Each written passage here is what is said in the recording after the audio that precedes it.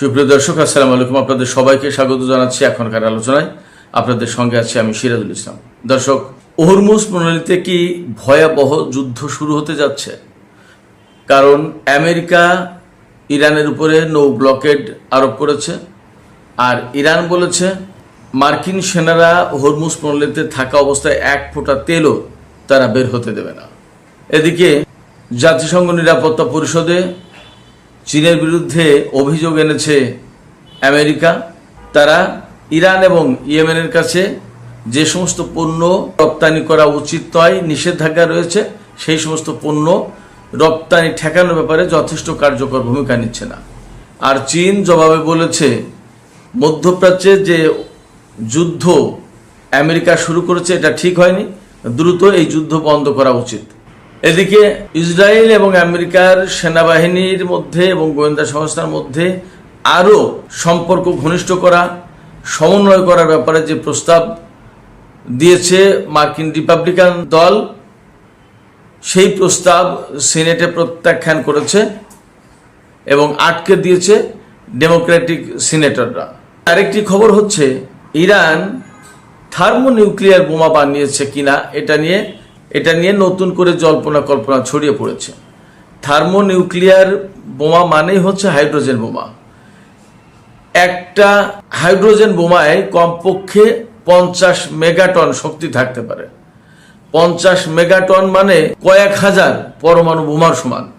আসলে বাস্তবতা কি ইরান এই হাইড্রোজেন বোমার অধিকারী হয়েছে কিনা? এপাশে মধ্যপ্রাচ্যে নতুন করে সৌদি আরব ইয়েমেন যে সংঘাত শুরু হয়েছে, এই প্রেক্ষাপটে এখন পাকিস্তান কি মধ্যস্থতার ভূমিকা থেকে যুদ্ধে জড়িয়ে যাবে কিনা সেই প্রশ্ন বড় হয়ে দেখা দিয়েছে। সুপ্রিয় দর্শক, এই বিষয়গুলো নিয়েই আজকের ভিডিওতে আলোচনা করব। আশা করি আপনারা শেষ পর্যন্ত সঙ্গে থাকবেন। আর ভিডিও যদি ভালো লাগে তাহলে লাইক, কমেন্ট, শেয়ার করবেন এবং চ্যানেলটি সাবস্ক্রাইব করে সাথেই থাকবেন। দর্শক, চলুন বিস্তারিত আলোচনা করি। সর্বপ্রথম যে আলোচনা করতে চেয়েছি সেটি হচ্ছে যে হরমুজ প্রণালী। হরমুজ প্রণালীতে আমেরিকান টাইম মঙ্গলবার বিকেল অর্থাৎ গতকাল রাত থেকে হরমুজ প্রণালীতে নৌ অবরোধ আরোপ করেছে। এই নৌ অবরোধ আরোপ করার মানে হচ্ছে যে হরমুজ প্রণালী দিয়ে ইরানের কোনো তেলবাহী জাহাজ বা কোনো জাহাজ যেতে পারবে না। আমেরিকার সেনাবাহিনী ঠেকিয়ে দেবে, আটকে দেবে। আর ইরান জবাবে বলেছে যে হরমুজ প্রণালী দিয়ে ইরানের যদি কোনো জাহাজ চলাচল করতে না পারে তাহলে এই হরমুজ প্রণালীতে কারো জাহাজ চলবে না, এক ফোঁটা তেলও এই পথ দিয়ে বাইরে যেতে পারবে না। তাহলে এখানে প্রশ্ন আসছে, দুই দেশ যখন এই রকম অবস্থানে, তখন অনেক বড় ভয়ঙ্কর কোনো যুদ্ধ হরমুজ প্রণালীতে হতে যাচ্ছে কিনা? এর জবাবে আমি বলবো অবশ্যই এই রকমের বড় একটা আশঙ্কা আছে। এরই মধ্যে সংঘাত কিন্তু কম বেশি হচ্ছে। এ কয়েকদিন তো আমেরিকা যে হামলা চালিয়েছে তা বেসিক্যালি হরমুজ প্রণালীকে কেন্দ্র করেই হামলা চালিয়েছে। হামলাগুলো সব হয়েছে ইরানের দক্ষিণ উপকূলীয় অঞ্চল, এই এরিয়া দিয়ে বন্দর আব্বাস, বুশের, সিরিক দ্বীপ, কেশব দ্বীপ, কিশ দ্বীপ, হরমুজগান প্রদেশ, চবাহার, খুজেস্তান প্রদেশ অর্থাৎ দক্ষিণ এলাকা, যেটা এই এলাকায় একটু ভিতরে কোথাও কোথাও ঢুকেছে, ইরানের মধ্য অঞ্চলে ঢুকে গেছে। কখনো কখনো ইরানের উত্তর অঞ্চলে বা তেহরানের দিকে হামলা চালানোর চেষ্টা হয়েছে, সেটা অল্প স্বল্প। কিন্তু মূল ঘটনা যা ঘটেছে, আমেরিকার পক্ষ থেকে যুদ্ধ যা হামলা চালানো হয়েছে, সেগুলো হলো ইরানের দক্ষিণ অঞ্চলে। এই দক্ষিণ অঞ্চলে কিন্তু প্রচুর পরিমাণে ইরানের ক্ষেপণাস্ত্র প্রতিরক্ষা ব্যবস্থা, ক্ষেপণাস্ত্র উৎক্ষেপণের সিস্টেম, ড্রোন ফ্যাসিলিটি, এরপরে তাদের সামরিক বাহিনীর অনেক উপস্থিতি, অবস্থান, এগুলো আছে। হরমুজ প্রণালী না, শুধু পুরো পারস্য উপসাগর ইরানের জন্য একটা গুরুত্বপূর্ণ বিষয়। পুরো পারস্য উপসাগরের উত্তর পাড় হচ্ছে ইরানের একার। সেক্ষেত্রে এই সাগর পাড়ি দিয়েই অনেক দুষ্কৃতকারী শত্রু বাহিনী ইরানের ভিতরে ঢুকে যেতে পারে। এছাড়া এই সাগরের অপর প্রান্তেই মার্কিন বাহিনীর এত অবস্থান ছিল। ফলে ইরানকে কিন্তু এই বিষয়টা মাথায় রাখতে হয়েছে যে হরমুজ প্রণালী এলাকা না, শুধু পুরো চবাহার থেকে অর্থাৎ পাকিস্তানের সীমান্ত থেকে একেবারে ইরাক কুয়েত সীমান্ত পর্যন্ত এই পুরো অঞ্চলে ব্যাপক সামরিক উপস্থিতি বজায় রাখতে হয় ইরানকে তার নিজের সেফটির জন্য। এই জায়গা থেকে অনেক সামরিক অবস্থান আলটিমেটলি দক্ষিণ অঞ্চল আছে, ইরানের দক্ষিণ অঞ্চলে আছে, আর সেইগুলো লক্ষ্য করেই গত কয়েকদিন ধরে আমেরিকা বারবার হামলা চালাচ্ছে।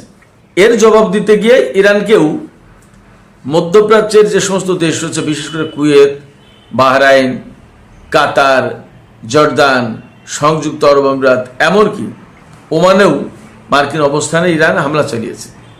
এবং গত রাতে যে হামলা হয়েছে, গত রাতে প্রচুর হামলা করেছে আমেরিকা, ইরানও জবাব দিয়েছে। এবং আমরা যা খবর পাচ্ছি, বাহরাইনের যে শেখ ইসা বিমান ঘাঁটি, আমেরিকার যে বিমান ঘাঁটি আছে সেখানে, এবং যে পঞ্চম নৌবহরের ঘাঁটি, এটা মোটামুটি একেবারে ডিস্ট্রয় করে দিয়েছে, একদম ধ্বংস করে দিয়েছে। কুয়েতেও ব্যাপক হামলা হয়েছে।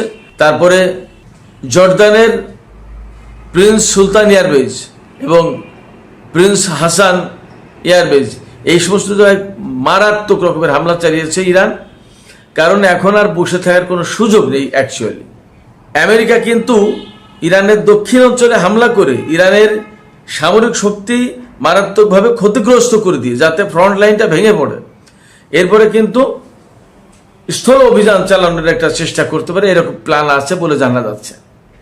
ডোনাল্ড ট্রাম্প বলেছেন যে আমেরিকা ইরানের ভেতরে স্থল অভিযান চালাবে না, হয়তো অন্য কেউ চালাবে, তার মানে কুর্দি বা আরো কিছু সন্ত্রাসী গোষ্ঠী তাদেরকে ঢুকিয়ে দেবে।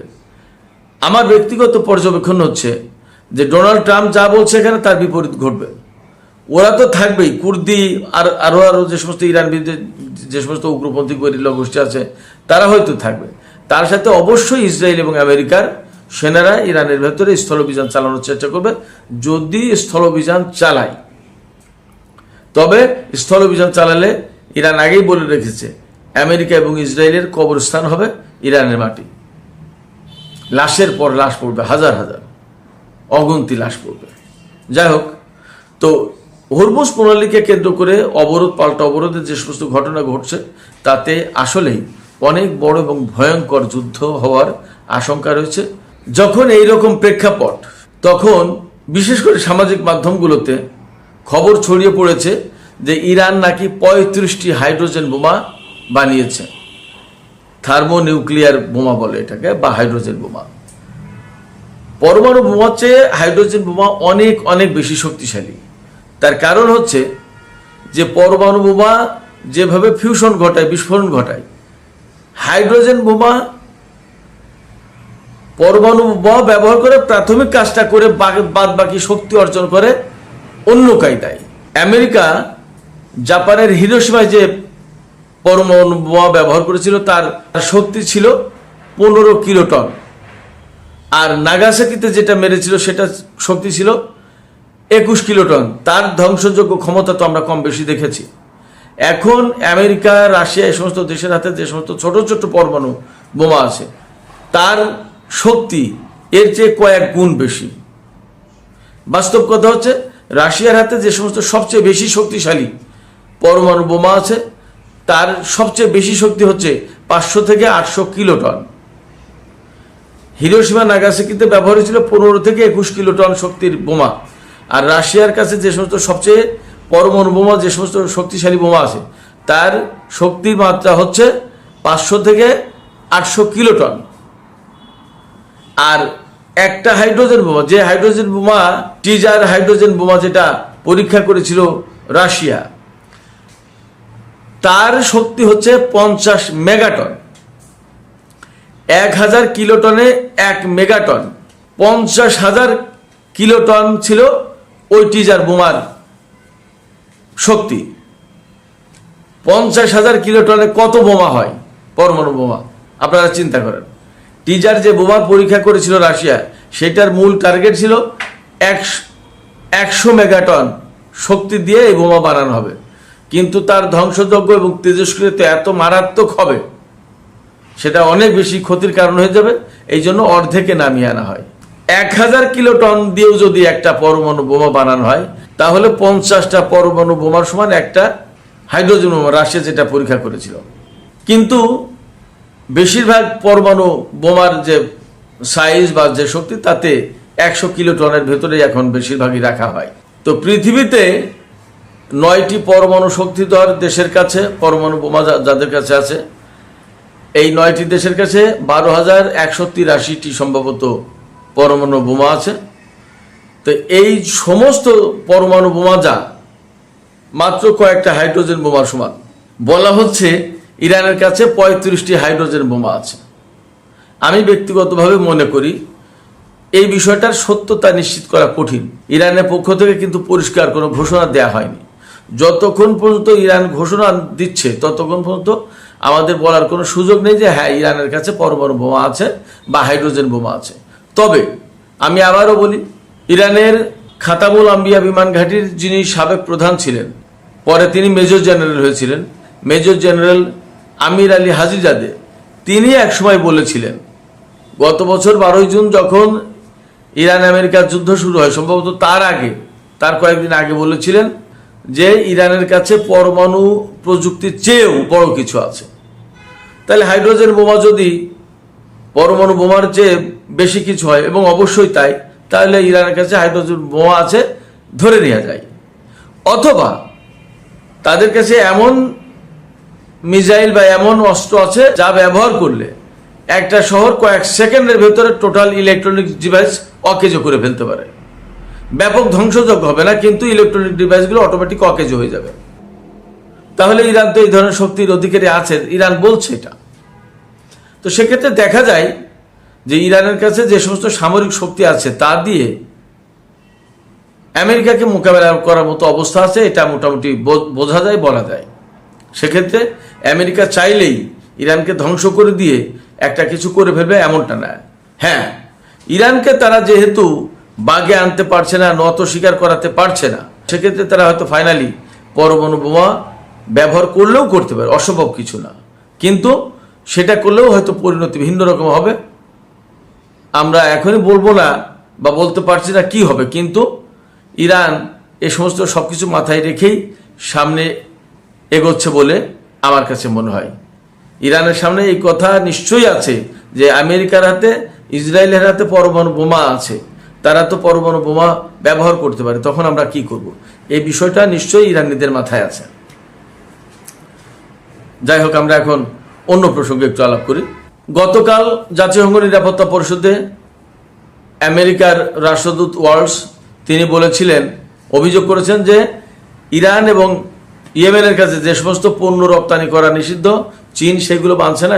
এই নিষেধাজ্ঞা বাস্তবায়নের ব্যাপারে চীন সহযোগিতা করছে না।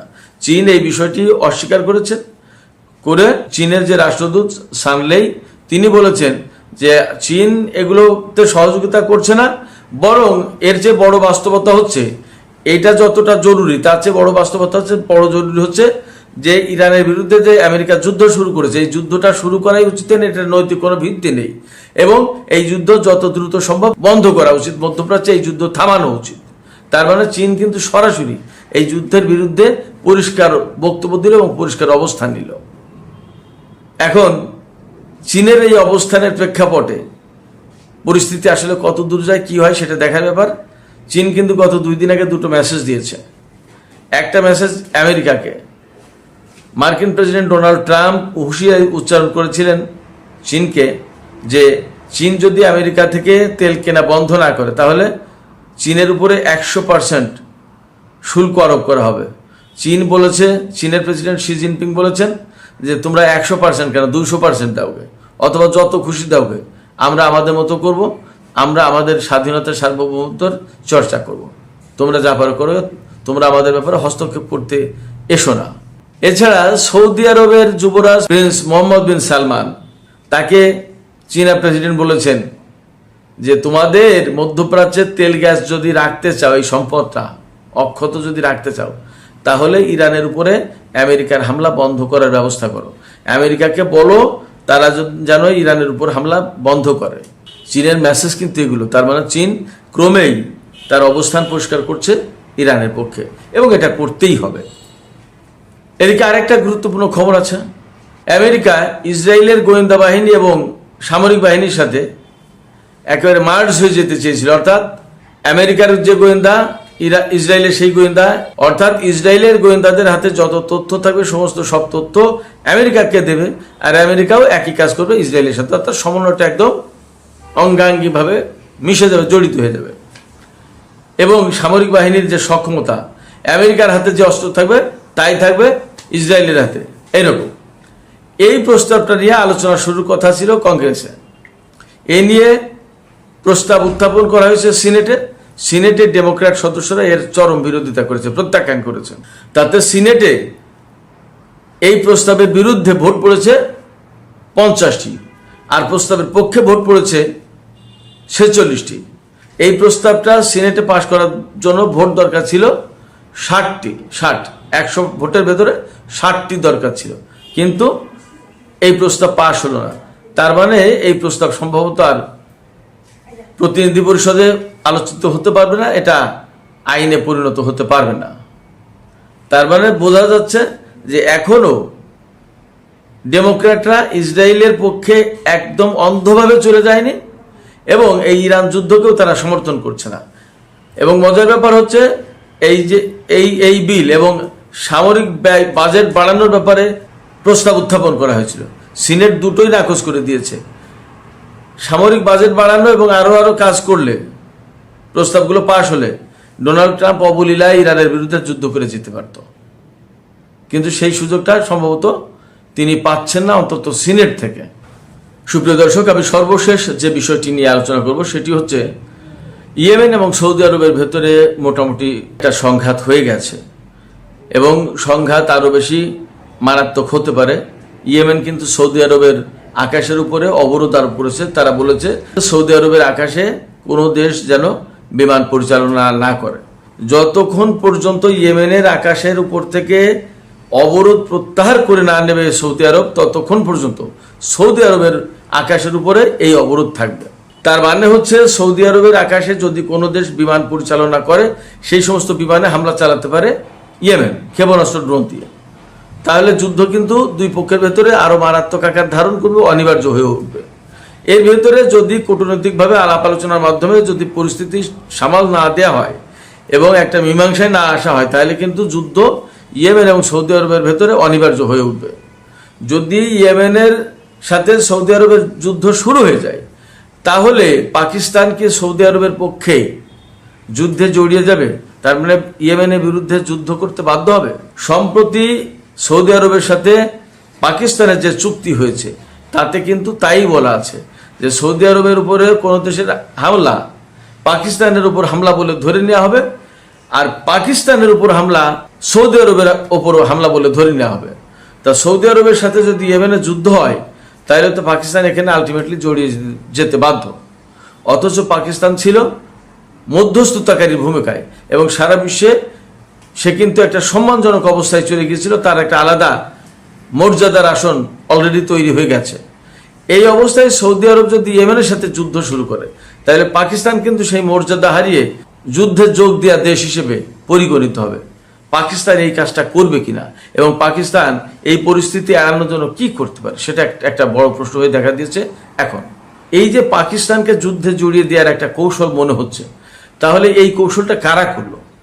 ইসরায়েল কিন্তু চাইছে না পাকিস্তান মধ্যস্থতা করুক, ভারত কিন্তু চাইছে না মধ্যস্থতা করুক, আরো কোনো দেশ হয়তো এরকম চাইছে না, সংযুক্ত আরব আমিরাতও চাইছে না। তাহলে আসলে পেছন থেকে কলকাঠি নাড়ছে কে এবং পাকিস্তান এই জায়গায় আসলে কি করবে? এই প্রশ্ন রেখেই আমি আজকের আলোচনা এখানে শেষ করতে চাই।